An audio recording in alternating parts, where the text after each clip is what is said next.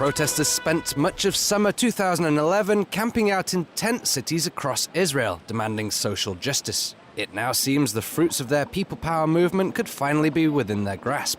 The recommendations of the Trachtenberg Committee, established in response to this summer's tent city protests, have finally been approved by the Netanyahu cabinet, paving the way for domestic reforms and increased government social spending.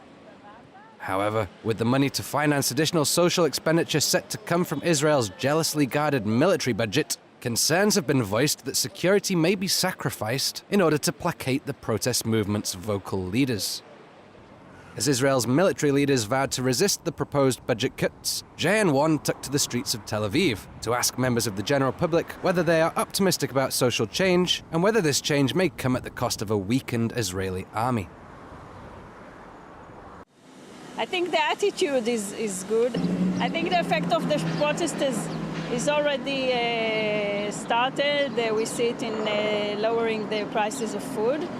I'm a bit afraid of rational activities that are taken without considering all the consequences, like the cut in the budget of the security. I think there is enough money in the security budget to remove it to other subjects. I think it's too big, the security budget.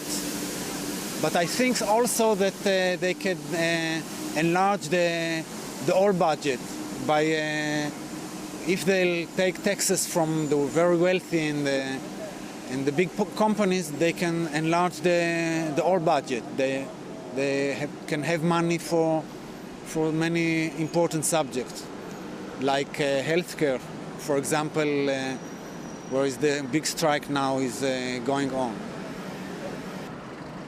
I think it's good they take money from the security defense, from this defense. It's very good, but it's not enough, because they always will give you the impression, and they want you to understand that they take money from another place to put it in another place, and it's not true.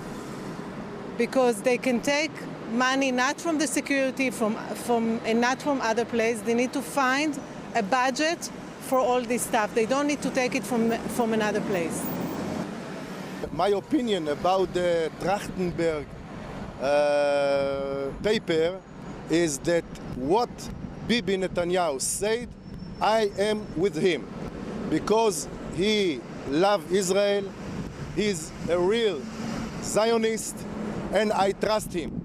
The Trachtenberg solution, I hope it will help, and I'm not sure it's the right decision to take from the budget of the army, but we'll see. I don't know. Maybe they could have decided to take from some other places.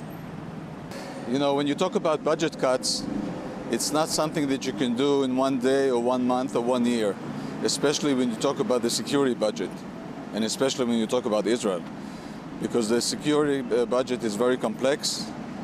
The whole area is in a very sensitive situation.